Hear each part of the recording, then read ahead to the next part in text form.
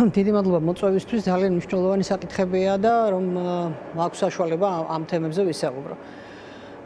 შეფასებები იქნება საკმაოდ მძიმე ჩემი მხრიდან, მაგრამ რეალისტური და დღეს მიფიქრობ, სწორედ ის დროა, როცა ქართული პოლიტიკა რეალიზმს უნდა დაუბრუნდეს.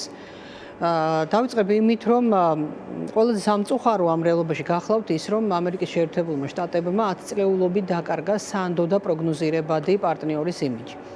რაზე იდგა ამერიკის ძლიერება, გარდა ვთქვათ ტექნოლოგიური და ეკონომიკური უპირატესობისა, ეს იდგა ორ ფუნდამენტზე. ერთი ეს იყო ის, რომ ამერიკა 10 წლეულების მანძილზე იყო დემოკრატიის ბურჯი და დემოკრატიული სახელმწიფოების მთავარი საყრდენი მსოფლიოში.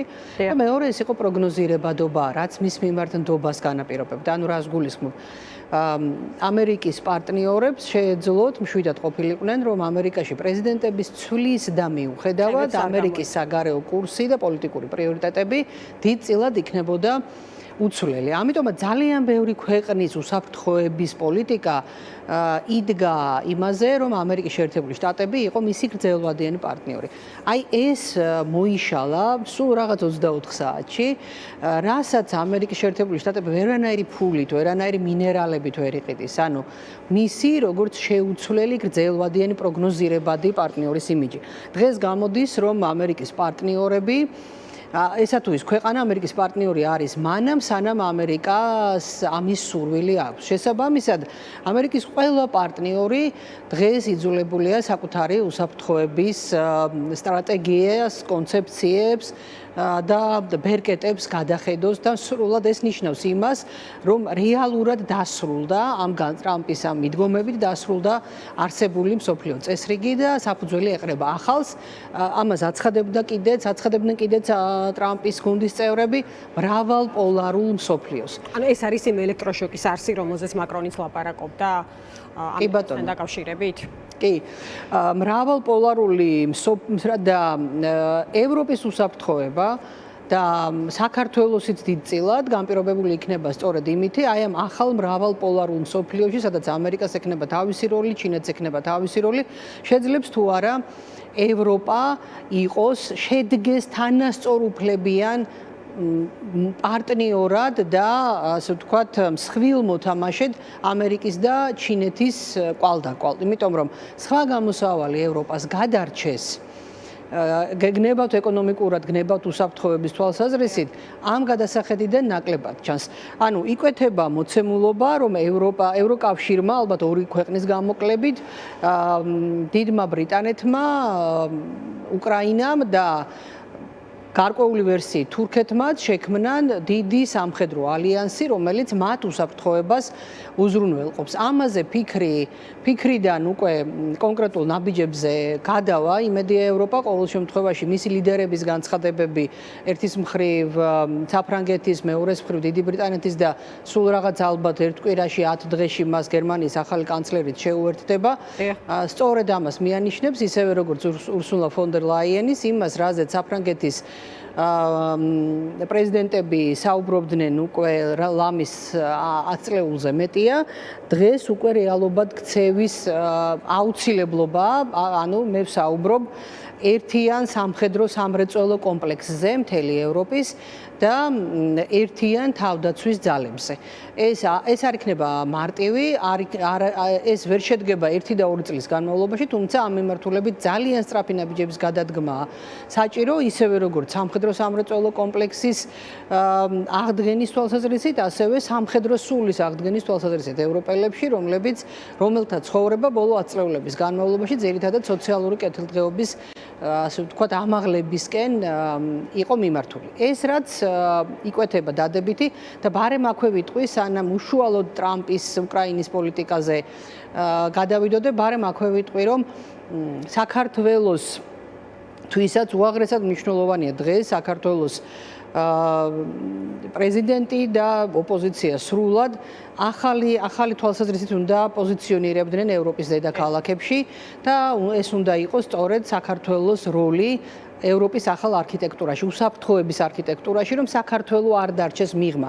თუ ჩვენ ამოსავალ წერტილად ავიღებთ იმას, რომ ევროპა უნდა ამაზე ხშირად საუბრობს ზურაბიშვილი იმ ფორმატებში, სადაც მას ეძლევა საუბრის შესაძლებლობა, მათ შორის აი რაც გამოქვეყნდა დღევანდელი ინტერვიუ, იქაც ლაპარაკობს, რომ მეტი ემპათია და მეტი ყურადღება არის საჭირო და მეტი სოლიდარობა არსებული ვითარებიდან გამომდინარე.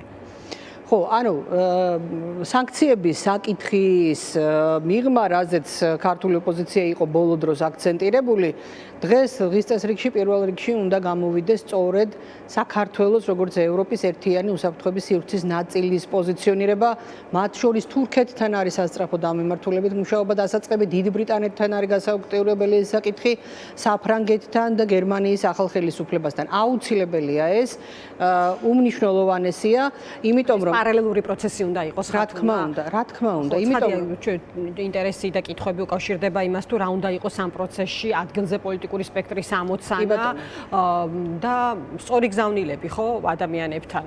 რა თქმა უნდა. შესაძლოა არც ერთი დღე არ იყოს დასაკარგი ამ პროცესში და მუდმივი მზადყოფნა იყოს სწორედ პოლიტიკოსების მხრიდან და სხვადასხვა პოლიტიკური ჯგუფების მხრიდან. ხო, ჯერ ჩვენ უნდა გავიაზროთ რეალობა და როგორი მწარიც არ უნდა იყოს რეალობა, გამოსავლის ძიება იწყება იქიდან, რომ რეალობას შევხედოთ თვალებში და აქედან დავიწყოთ უკვე სწორი, ასე ვთქვათ, გამოსავლის ძიება, ხო?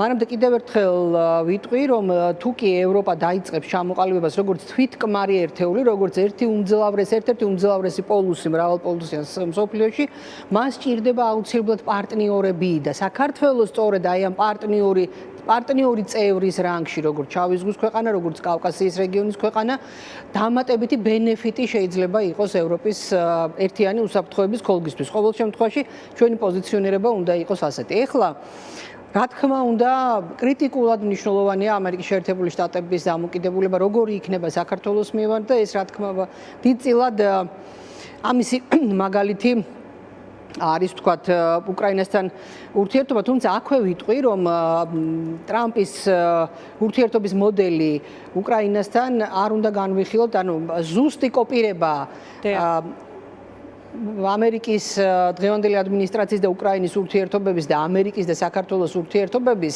ზუსტი კოპირება არ იქნება, გამომდინარე იქედან, რომ არ გაქვთ ამის მოლოდინი თუ არ მიგაჩნიათ ეს სწორად? არა, სიმართლე გითხრათ, მაქვს იმისი მოლოდინი, რომ ტრამპის ადმინისტრაციისთვის საქართველოს ამ ეტაპზე იქნება უფრო კავკასიის კალათაში, რასაც მაფიქრებინებს ის, რომ ტრამპის ინაუგურაციიდან სულ რაღაც 2-3 დღეში ამერიკის ვიცე-პრეზიდენტი შეხვდა სომხეთის პრემიერ-მინისტრს და ამითი უპრეცედენტო დაინტერესება გამოხატა კავკასიის რეგიონის მიმართ და სომხეთის მდებარეობიდან გამომდინარე მას ამოგლეჯილად უბრალოდ ვერ განიხილავენ, ამიტომაც მე იმედება, რომ კავკასიის რეგიონი ცოტა უფრო სხვა ინტერესის სფეროა დღეს ტრამპისთვის და ჩვენ ხურდაფულში არ მიგვაყოლებენ, მაგრამ ეს არ ნიშნავს იმას, რომ დღეს საქართველოს სახელმწიფოებრიობა არ დგას ბოლო 33 წლის მანძილზე ყველაზე მძიმე გამოწვევის წინაშე. შეუძლებელია არ ვისაუბრო ტრამპის დამოკიდებულებაზე უკრაინის მიმართ, რა განაპირობებს მის ასეთ ტონს და ამგვარ მოთხოვნებს, ხო? მე ვფიქრობ, რომ ჩვენ საქმე გვაქვს ტრამპის ადმინისტრაციის ინტერესთან უკრაინის ასე ვთქვათ, სიმდიდრეების მიმართ, ბუნებრივი რესურსების მიმართ და გარიგების საგანი, როგორც ჩანს, რუსეთთან არის ის, რომ ამ გარიგების შედეგად უკრაინა, უკაცრავად ამერიკას და რუსეთს ჰქონდეთ შეუზღუდავი წვდომა უკრაინის ბუნებრივ რესურსებზე, როგორც უკრაინის მიერ კონტროლირებად ტერიტორიაზე, ასევე რუსეთის მიერ კონტროლირებად ტერიტორიაზე.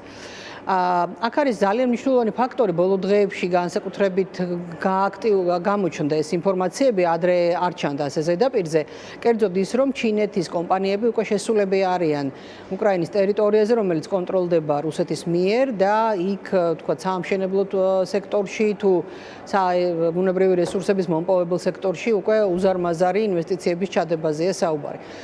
გამომდინარე ტრამპის დამოკიდებულებიდან ჩინეთთან, ესეც შეიძლება იყოს განვიხილოთ როგორც ერთ-ერთი მოტივი იმისა, გარიგების ერთ-ერთი საგანი რუსეთთან, რომ ამერიკამ და რუსეთმა, ასე ვთქვა, დაადონ თათი უკრაინის ბუნებრივ რესურსებს და ჩინეთს დაუბლოკონ ამ რესურსებთან წვდომა და არსებული კომპანიები, ვთქვათ, გაიყვანონ უკრაინის რუსეთის მიერ კონტროლირებადი ტერიტორიიდან.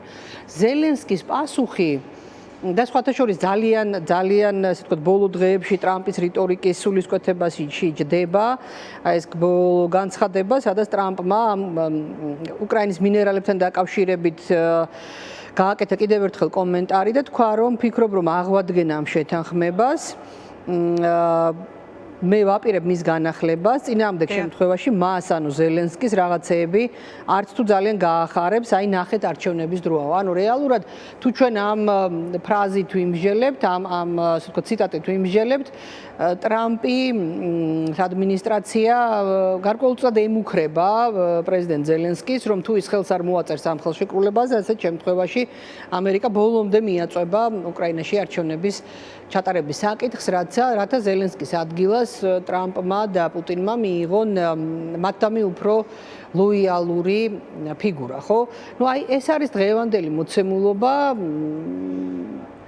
რომელიც უნდა მივიღოთ როგორც მოცემულობა და მსოფლიოს ქვეყნებმა ამერიკის შეერთებული შტატების ამ ახალ პოლიტიკასთან შესაბამისი ხედვები და შესაბამისი უსაფრთხოების სტრატეგიები უნდა შეიმუშაონ. აი ვითარების შემოbrunების ბოლო წერტილი რა შეიძლება იყოს? ჩვენ ვახსენეთ ევროპის გამოღვიძება, რომელსაც ძალიან ბევრი აი სწორედ ამ ტერმინით ასე ფასდება ხო არაერთი ანალიტიკოსის მხრიდან ეს შესაძლო პროცესი, რომელიც ვნახოთ და ამაზე მიუთითებს ზელენსკის მხარდამჭერი განცხადებები. ეს შესაძლებელია აი ვითარების შემოbrunება სწორედ ევროპის მოღვიძებათ ჩაითვალოს ამ პროცესში და ის სიკეთე, რომელიც შეიძლება დადგეს ახალი ადმინისტრაციის რიტორიკის შედეგად არის ის, რომ ევროპა შედგეს როგორც ძლიერი აქტორი ამ პროცესში. ის რაღაც მომენტში ნახეთ არაერთი შეფასება, რომ ის კომფორტულად იყო იმ როლში, რომელიც მას მიანიჭეს, მაგრამ ახლა ასე ვეღარ დარჩება, ხომ? აი რა პროცესი შეიძლება ვნახოთ ამ თვალსაზრისით? იცით რა შეასაქმე, თუნდაც ის რომ აი ამ გარიგებით, ასე ვთქვათ, უკრაინის მინერალებზე გარიგებაში ევროპის ადგილი საერთოდ ვერ გამოინახა ამერიკასა და რუსეთს შორის მოლაპარაკებებში, ხო? და როცა საუბარია იმაზე, რომ ევროპა არ მიიწვიეს ამ მაგიდასთან, აქ მხოლოდ ის არ იგულისხმება, რომ ვთქვათ, უკრაინაში მშვიდობის უზრუნველყოფის საქმეში არ მიიწვიეს ევროპა. ანუ ევროპა დატოვეს თამაშგარი მდგომარეობაში უკრაინის მინერალებზე, ბუნებრივ რესურსებზე წვდომის თვალსაზრისითაც, ხო? ეს ნიშნავს ევროპისთვის იმას, რომ ის უბრალოდ, ასე ვთქვათ, მცირე პარტნიორის როლში ეგულება უკვე ამერიკასაც და რუსეთსაც და თუ მან თავის თავს არ უშველა, უდიდესი გამოწვევების წინაშე დადგება, როგორც უსაფრთხოების, ასევე ეკონომიკური და ტექნოლოგიური თვალსაზრისით. ამიტომ დღეს მისთვის მართლაც wake-up call-ია, ეგრეთ წოდებული გამოღვიძების ზარია და შეიძლება მართლაც ეს იყოს აი ამ ახალ მსოფლიო წესრიგში, რომელსაც ეხლა ეყრება საფუძველი ყველაზე კარგი რამ. ერთი არის კიდევ საინტერესო, აი საქართველოსთვის კრიტიკულია სანდო პარტნიორებთან ერთად ყოფნა ამ პროცესში, აქტიურობა, მეტი ყურადღების გამოწვევა და მეტი ძალისხმევა ამ პროცესში, რომ არ დარჩეს იყოს ამ ახალი წესრიგის ნაწილი, ხომ? და როგორც თქვენ თქვით, აი რაღაც არ ვნახოთ რაღაც ხურდაში მიყოლების პროცესი, ღმერთმა არქნას რომ ეს ვნახოთ. კი ბატონო, მოგახსენებთ უბრალოდ ერთი ფრაზა, რას იღებს რას თავაზობს ამერიკა უკრაინას ამის სანაცვლოდ, ხო? ხელშეკრულების დონეზე ფაქტობრივად არაფერს, ანუ მინერალების სანაცვლოდ, მაგრამ იგულისხმება, რომ სანამ ამერიკის შეერთებული შტატების ინტერესი და კომპანიები და ინვესტიციები იქნება უკრაინაში ამ მინერალების მოპოვების თვის შესაბამისად მანამდე იქ რუსი ჯარისკაცის ფეხი ვერ დადგება. ანუ ეს ერთგვარი გარანტიაა უკრაინისთვის, რა თქმა უნდა, ხა სადაც მილიარდებს ჩაყრის და იაფი არ არის ის სამთო-მომპოვებელი მრეწველობა თავისთავად, ხო? ამერიკა თავის ინვესტიციებს უკრაინაში აი ამ სიმდიდრეების მოსაპოვებლად, ბუნებრივია იქ რუსის ჩექმა იმ ტერიტორიაზე, უკრაინის მიერ კონტროლირებულ ტერიტორიაზე დონეზე ვერ იქნება. თუმცა ესეც არ არის ჯერჯერობით, სხვა ტიპის მყარი გარანტიები ჭირდება კიდევ უკრაინას. საქართველოს, რა თქმა უნდა, ეს არის ჩვენთვის ასიცოცხლოდ მნიშვნელოვანი და ჩვენ უნდა გავიაზროთ, რომ დღეს, როგორც გითხარით, საქართველოს უდგას ყველაზე დიდი გამოწვევა საქართველოს სახელმწიფოებრიობას, იმგვარი, როგორც არ ყოფილა ბოლო 33 თუ 34 წლის განმავლობაში. ამიტომ ჩვენ უნდა ვიფიქროთ საქართველოს უსაფრთხოების სტრატეგიისა და ხედვების განახლებაზე, პარტნიორების სანდო პროგნოზირებადი პარტნიორების მოძიებაზე, შიდა პოლიტიკურ სიტუაციაში უნდა დაუბრუნდეთ რეალიზმს და რეალიზმში მე გულისხმობ იმას, რომ თუ ვერ ვაღწევთ ახალი არჩევნების დანიშვნას, ასეთ შემდგ და მე უწოდებდი კი ყველა ამბობს, რომ ჩვენი ქვეყნის შიდა საქმეები, ჩვენი გადასაწყვეტი და ასეც არის, მაგრამ ჩვენნაირი პატარა ქვეყნისთვის მნიშვნელოვანია გარეგანწყობები და უბრალოდ ჩვენ თავს დაუსვათ კითხვა ტრამპის ადმინისტრაციისთვის ნიშნულოვანია თუ არა საქართველოში დღეს ხელისუფლების ცვლილება. ეს ამაზე უნდა გავცეთ ჩვენთვის პასუხი და რეალისტურად შემდეგ დავალაგოთ უკვე ამ მომავალი ნაბიჯები. უმნიშვნელოვანესია შენარჩუნდეს სიტყვის თავისუფლების, გამოხატვის თავისუფლების მინიმუმის დონე, რომელიც გვაქვს. კიდევ ერთხელ ვამბობ, თუ ვერ ინიშნება არჩევნების ახალი, შენარჩუნდეს მედიის თავისუფლების ის ხარისხი, რომელიც გვაქვს მინიმუმ. პოლიტიკური პარტიები გადავიდნენ გადარჩენის რეჟიმში და ოპოზიციური პოლიტიკური პარტიები უნდა შევინარჩუნოთ და ისინი წარმოდგენილები უნდა იყვნენ საკრებულოების დონეზე მაინც და ასე შემდეგ და ასე შემდეგ. ჩვენ დღეს თქვენ მართალი ბრძანეთ, არ დაგვაქვს დასაკარგი დრო და საათი.